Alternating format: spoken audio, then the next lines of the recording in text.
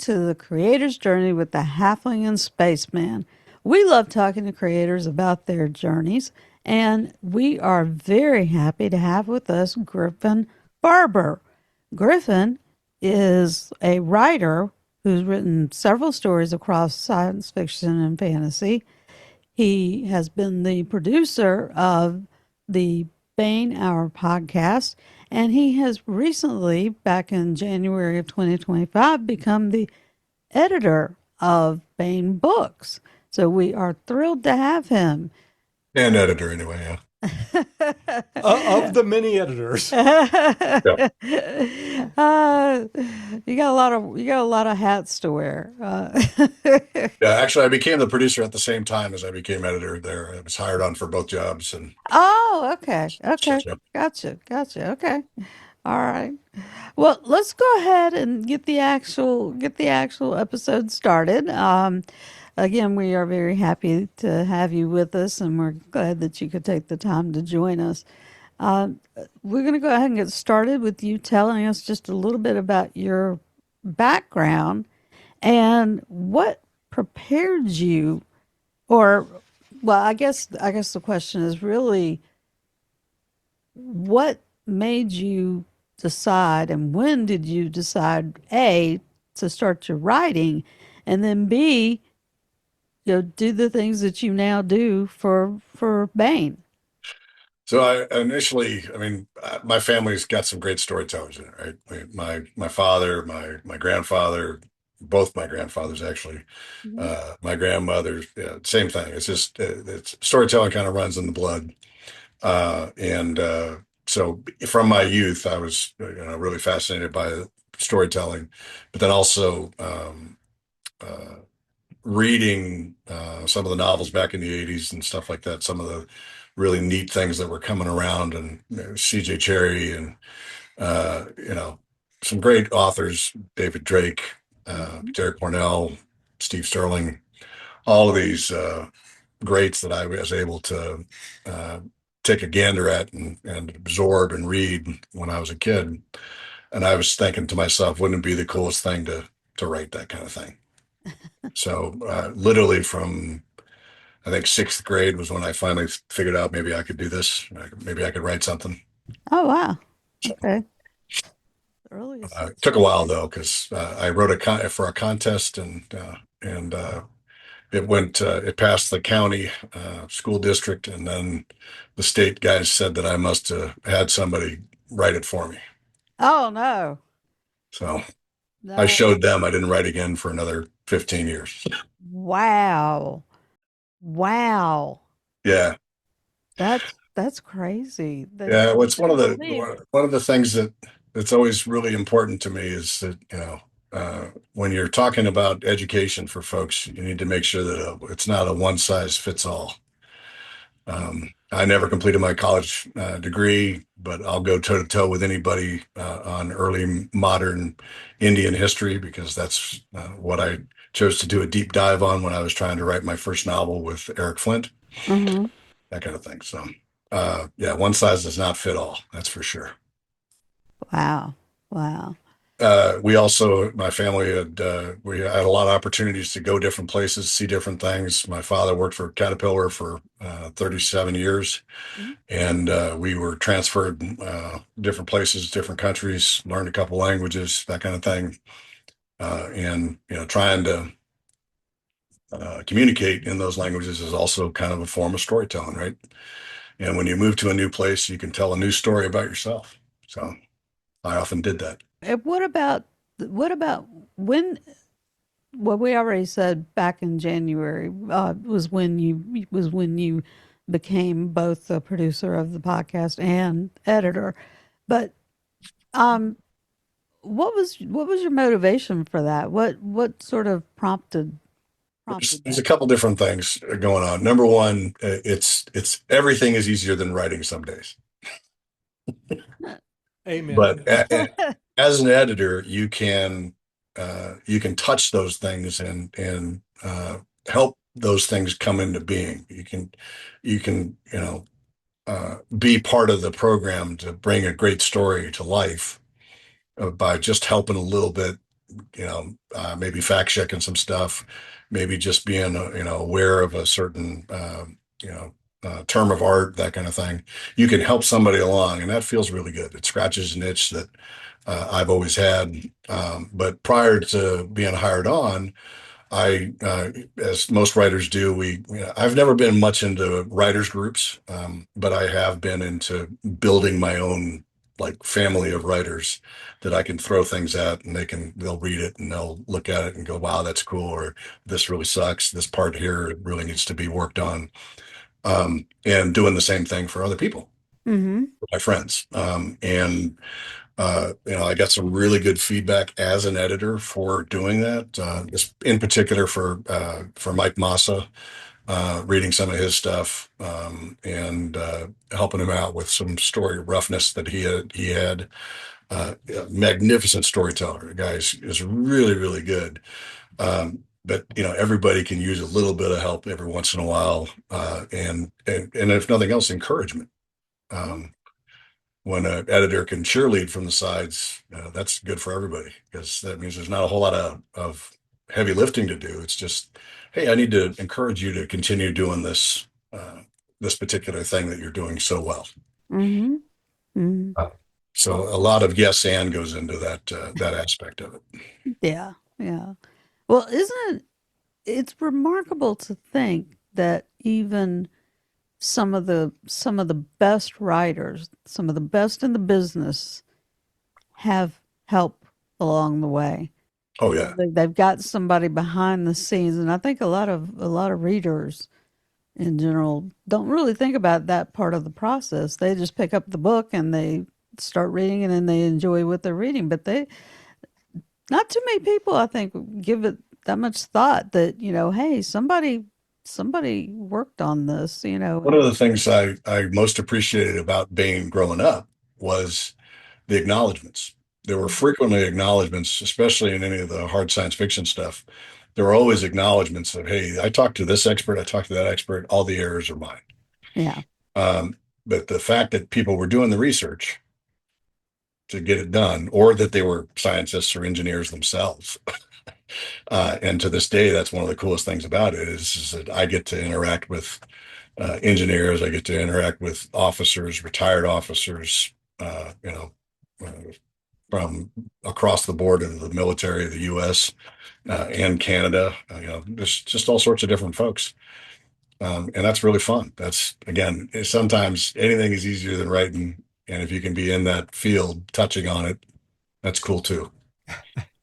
That is so interesting because we've had so many people that write sci-fi on our show that are also rocket scientists. Right. Yeah.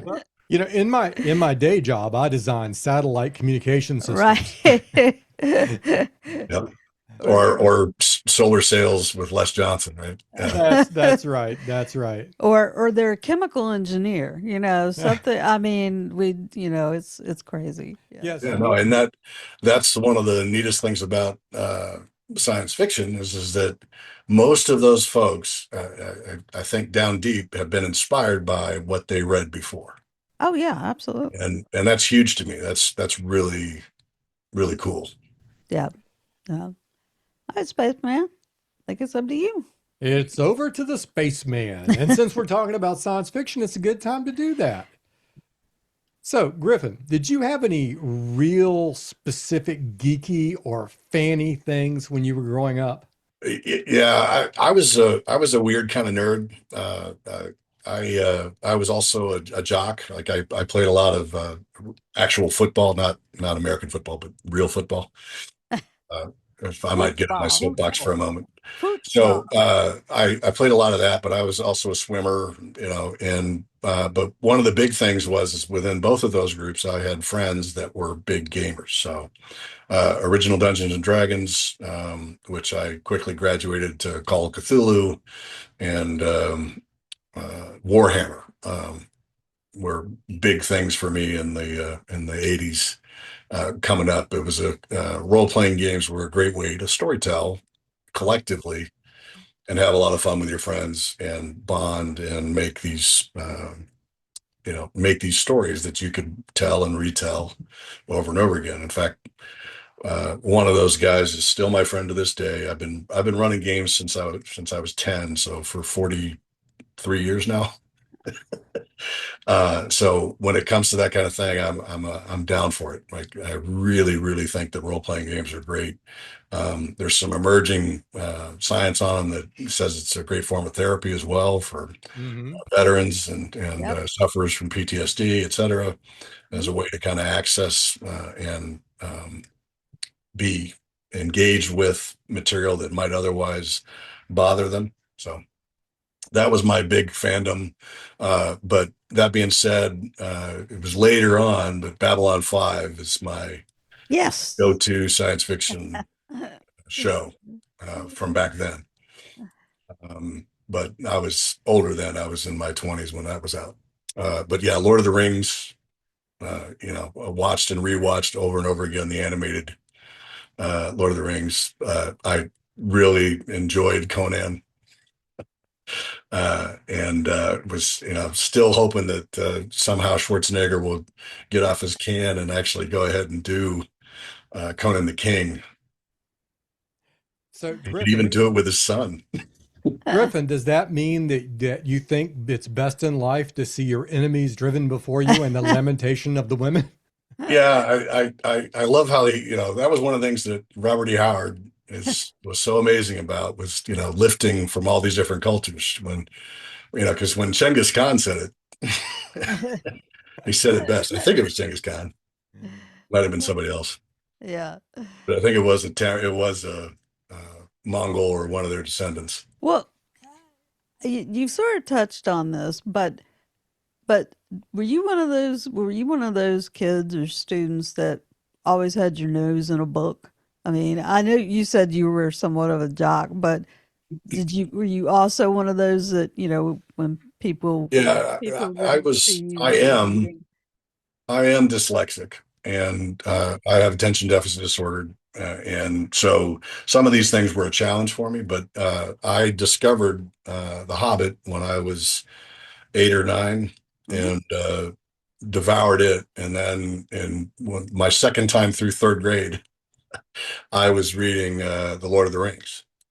And I still remember one of the kids in my special ed class giving me or a sticker that said "World's Biggest Book" because it was the paperback omnibus Uh-huh. of the Lord of the Rings, and it was huge, especially when you think that I was 10.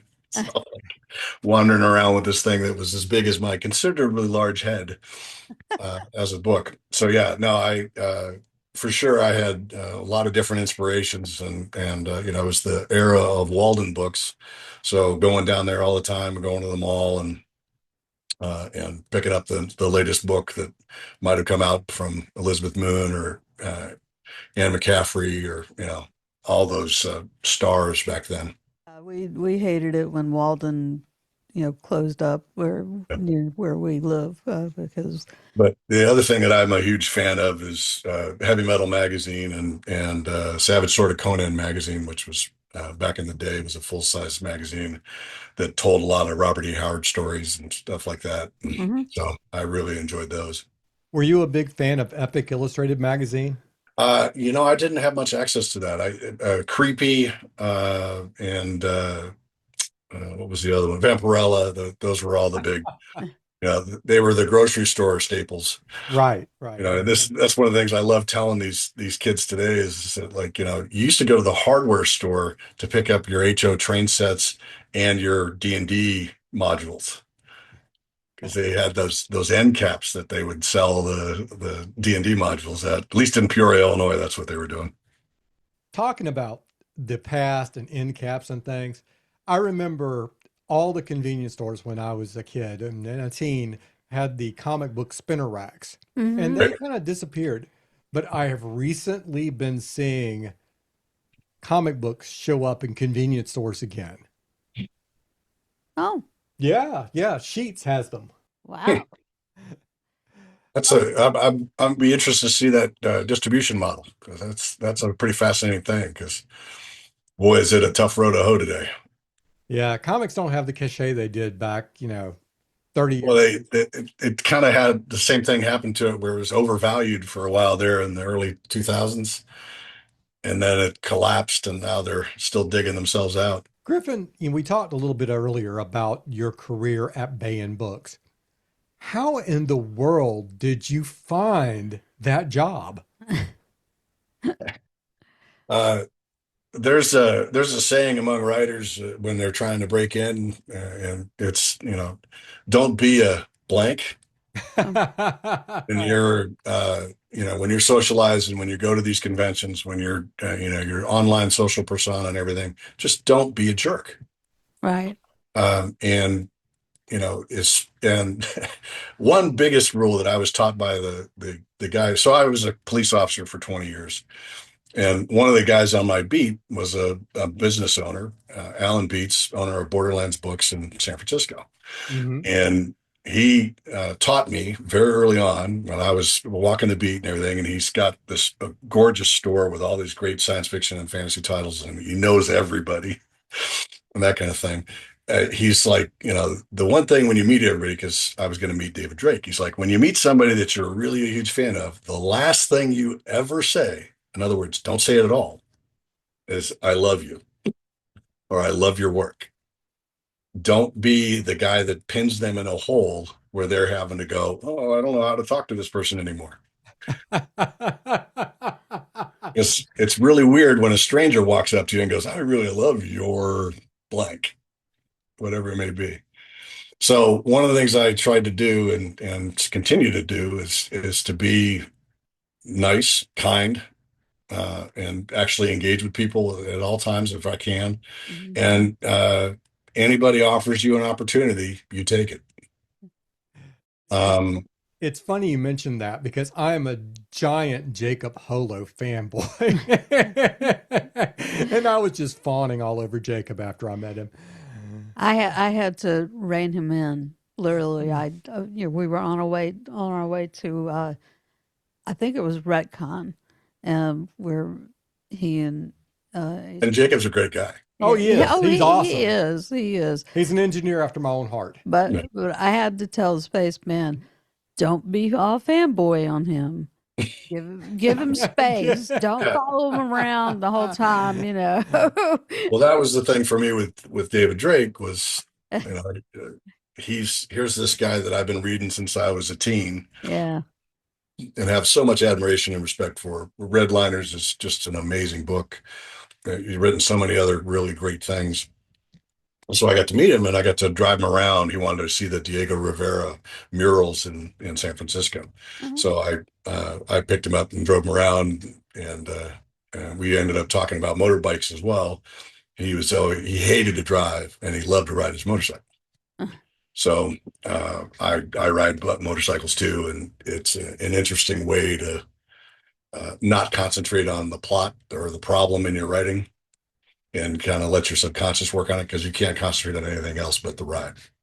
Well, that makes sense. But yeah, so the career path, I started writing, and I was Chuck Gannon. I owe a lot to Chuck Gannon. I called him the Rainmaker. I still call him the Rainmaker. Chuck was at a World Fantasy. I was trying to get some stuff sold. I had my first novel done, and I was trying to get it out there in the world. And he's like, you really got to. He'd read my blog. He's like, you're really good. You need to go ahead and submit to the Granville Gazette, the 1632 Beyond of the time, which is Eric Flint's magazine that fed into and fed off of the success of those novels. Mm-hmm. And he said, you need to write for that. They got a lot of really good engineers and technology folks, but not all of them are the best storytellers. And you can team up with one or two of them, and maybe they'll be able to help you with the science. And if you're interested in history, I still want to make up a T-shirt with everything I ever learned about the 17th century. I learned from Eric Flint's Ring of Fire series, because the amount of research all of us have done, the authors that came before me, everybody else, it's pretty impressive. Anyway, getting back to my story about Chuck. So Chuck was like, hey, you need to do this. And I'm like, well, I'm a novelist. I don't write short stories. Time travel, meh. I'm not really a fan. So fast forward to the next year, I still haven't sold my novel. He's like, "How's that going for you?" I'm like, "Oh, just give me the information."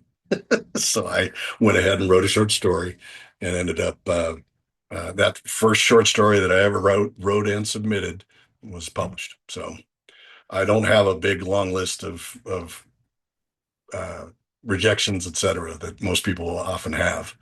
Um, though I have some pretty qualitatively bad rejections for my novels, Mm. but I won't get into those. Protect the innocent or not so innocent. This kind of segues into a question that I had for you, because, well, as we said at the beginning, you wear lots of hats. So, being a writer and now a podcast producer and editor, are you going to continue writing? I'm Are you yeah, are you I'm writing? struggling with the end of the last 1632 novel Okay. that I'm contracted for Hmm. currently, and I'm literally at the end. Got 102,000 words as of half an hour ago, and I should come in about 104,000, and that's 1637, the Pilgrim's Passage, and it's on the schedule for August. I'm also contracted with, I'm going to be co-authoring a book with Steve Sterling, which I'm super excited about. Because again, here's a guy that I've been reading since I was a kid, and writes some amazing stuff. And Melissa Altoff just turned in the first novel in that series. And we're writing with Bill Keith. He's writing the middle book. All of us writing with Steve Sterling with two outlines that Steve provided and guidance that he will provide as we go through in our manuscript. So super excited about that. Yeah. So yeah, Sounds I'm fun. still writing. It is time, finding the time is a little bit more challenging. I can imagine. But it's always good to. One of the things I discovered when I retired from the police department, because I was always writing when I was, or not always, but for the last 20 years, I've been writing while I was in the police department. And uh, now that I'm fully retired and gone, not having a schedule made it a lot harder to actually write.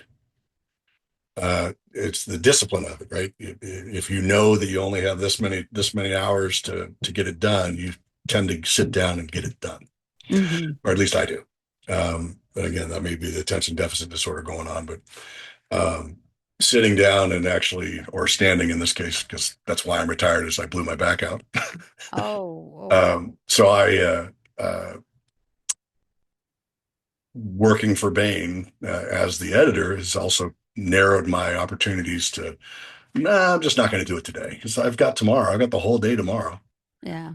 So now I'm like, I gotta get it done because I've got this schedule. I've got these things I've got to read. I've got this, the ad copy I have to do for the back of somebody's book who I've read, or that kind of thing. So Hmm. I've got a colleague at my mundane job. Well, he's retired now, but always wanted to be a writer. And he finally got his first novel published. And then he retired because he was going to write full time. He essentially quit writing. So he's got three other novels that are in various stages of completion. And he was saying the exact same thing. yeah, Work gave him structure. yeah, and it's not only structure but also like I'm so miserable here. I need to work out what happened to me at work today. At least for my job, that was one of the things that it was a cheap form of therapy. All right. Well, we're going to ask a little bit different question than we normally ask because you are an editor, and we're going to talk to you from the point of view of an editor. Every creator has a process. As an editor, what is your process for editing? How do you go through a work and make the revisions? And what does the workflow look like? Yeah, I guess there's two things to this. Number one, I didn't quite answer the question as to how I got the job, but I had been assistant publisher for Eric Flint's Ring of Fire Press just before his passing, for several months there, and I had heard about an opening at Baen and applied and didn't get it. but I've always been kind of sitting in the wings. Mm-hmm. One of the things about knowing a lot of different people is, and being a good guy and providing that good insight into how they wrote something or what they wrote, is that you build some trust, and that is essential to being an editor for anybody. Uh, you just don't. It just you're messing with someone's art, right? And if you go in there thinking that the tail's gonna wag the dog, you are sorely mistaken, and you will not have a job very long because everybody's gonna be like, no, that's not what I'm gonna do. So the always humble, always, even when you really, really, really think they should change something, uh, their decision is final. It's their art, not yours. Be cool. Do everything you can to yes and them around to where you want them to be, so that they'll be as successful as possible. But ultimately, it's theirs. Mm-hmm. Your name is not on it.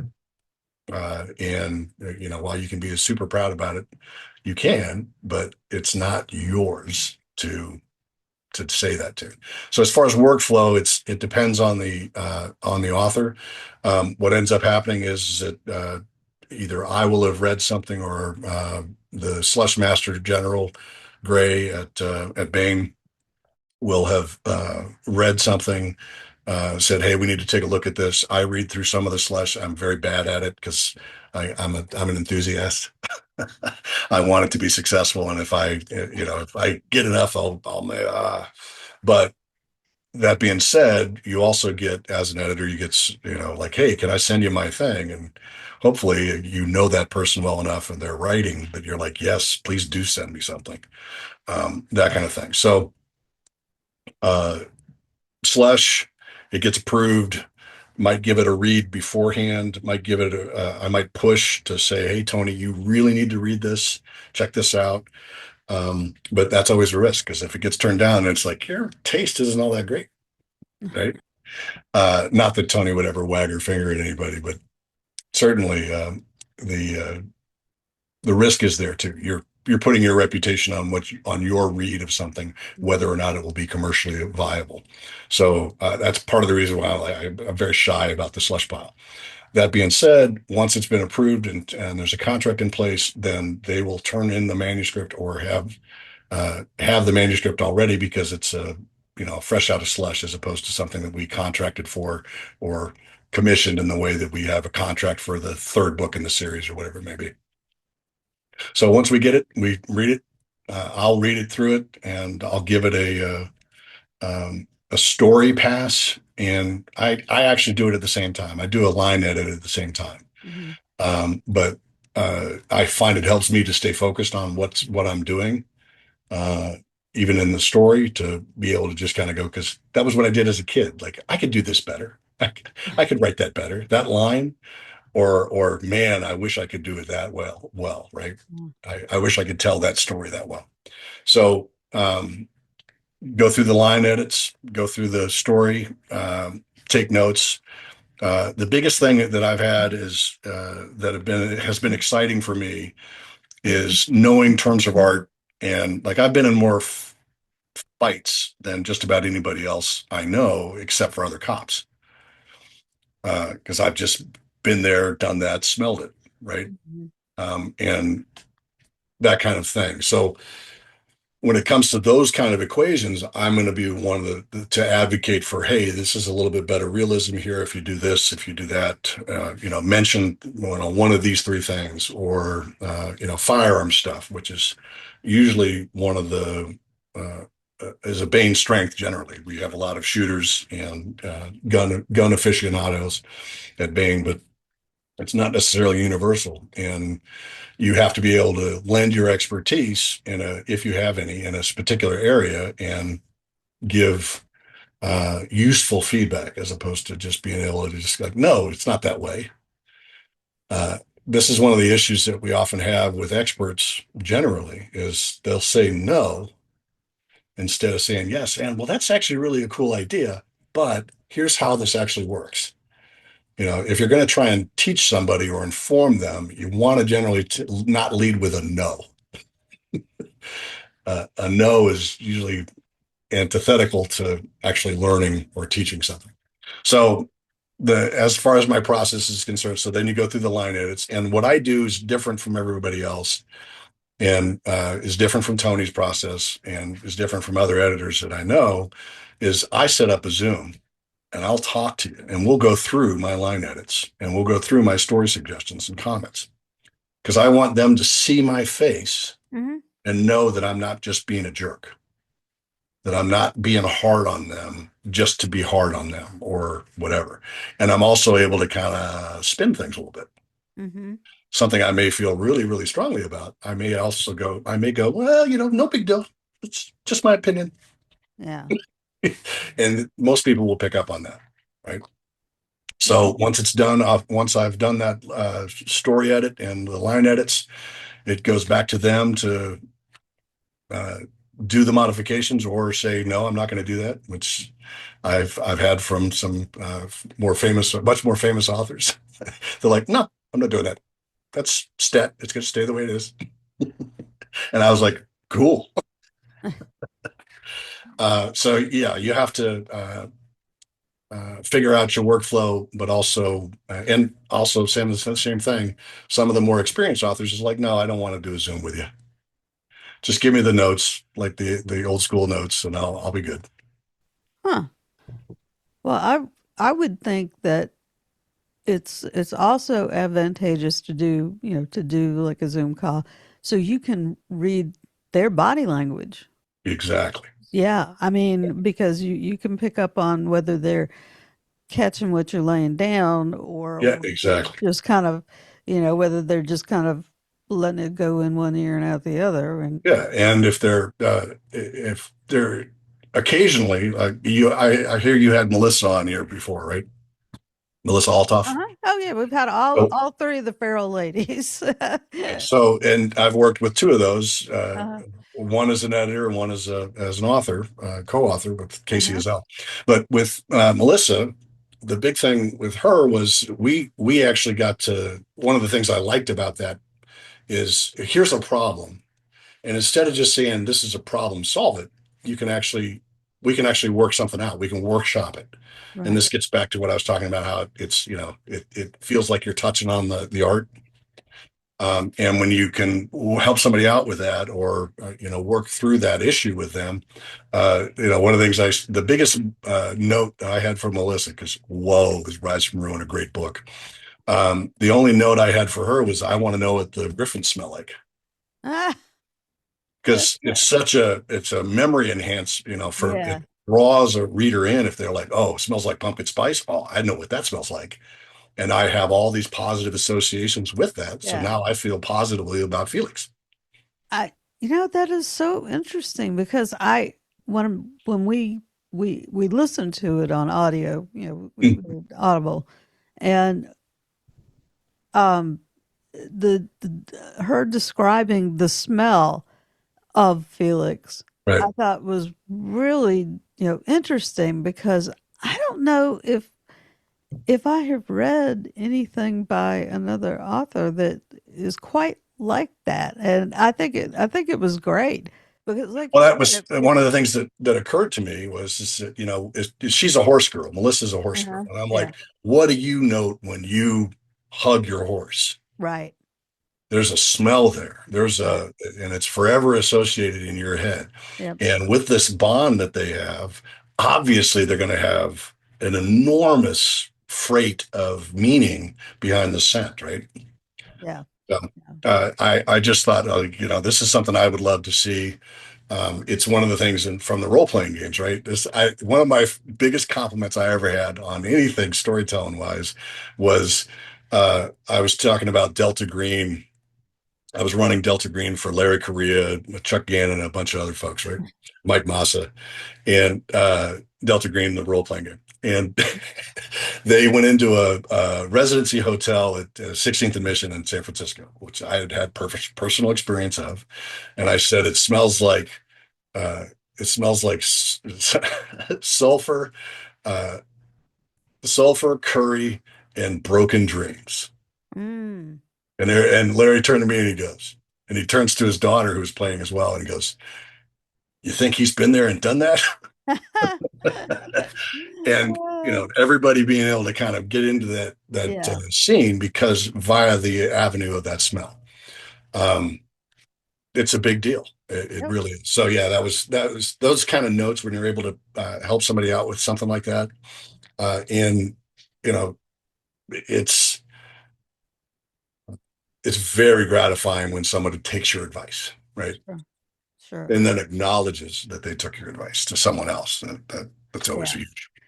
Uh, well, our time is getting a little short, so we need to cover the most important thing, which is where can people find out about well your books and Baen Books? What you're doing with Baen Books and the podcast? Where can people find that stuff? Oh, actually, I've got multiple things going on. I've got the Baen Free Radio Hour is the podcast for Baen. I do occasional interviews there. I haven't been doing quite as many of them recently because I've been working on my novel and editing other stuff as well. So that comes out every week on Friday at in whatever you get your podcasts at, and then also on YouTube.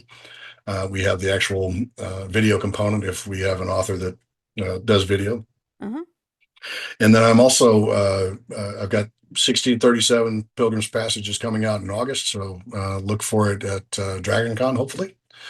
And see what else. And I'm not sure when exactly the Rome in Space book is going to be coming out, but look for that. I think not next year, maybe next year, maybe about this time, 2027, like January or something in 2027. Mm-hmm. Um, and in the meantime, hopefully I'll be able to have an opportunity to write some short stories and stuff like that. And, the other thing about being an editor is to be seen and not heard.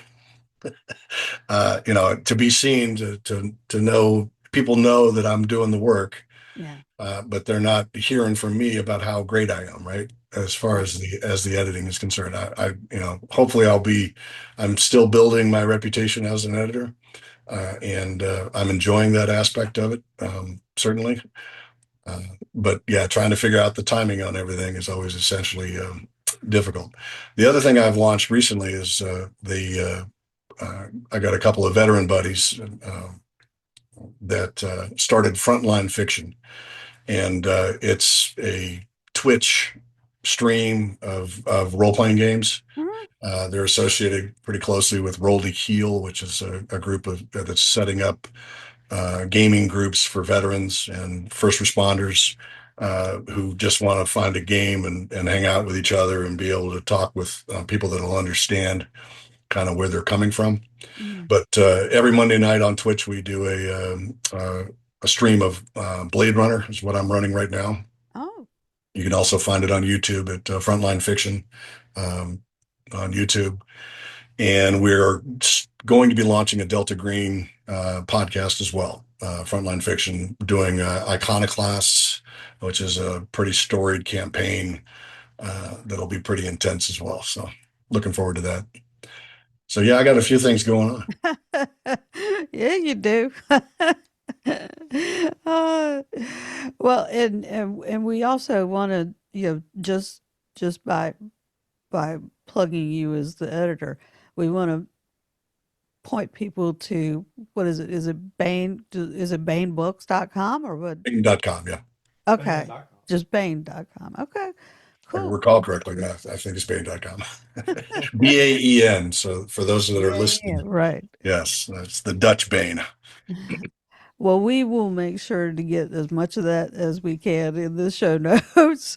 Um, and we want to thank you so much for taking the time to join us and talk with us. It's been great to hear your perspective on, on not just what you're doing, but the industry in general, and and all the things that you are doing. And I think it's wonderful. I'm glad you mentioned the frontline games Fiction. as well. That's really cool. That's really Yeah. cool. Oh, and that was the other thing I forgot about is I also contributed to Steve Jackson Games is going to have a 1632 game supplement Oh, for GURPS.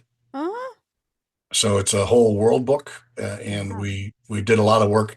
There's bunch of the authors from the series that it was a deal that Eric set up before his passing, and it's finally coming to fruition. I hope this year.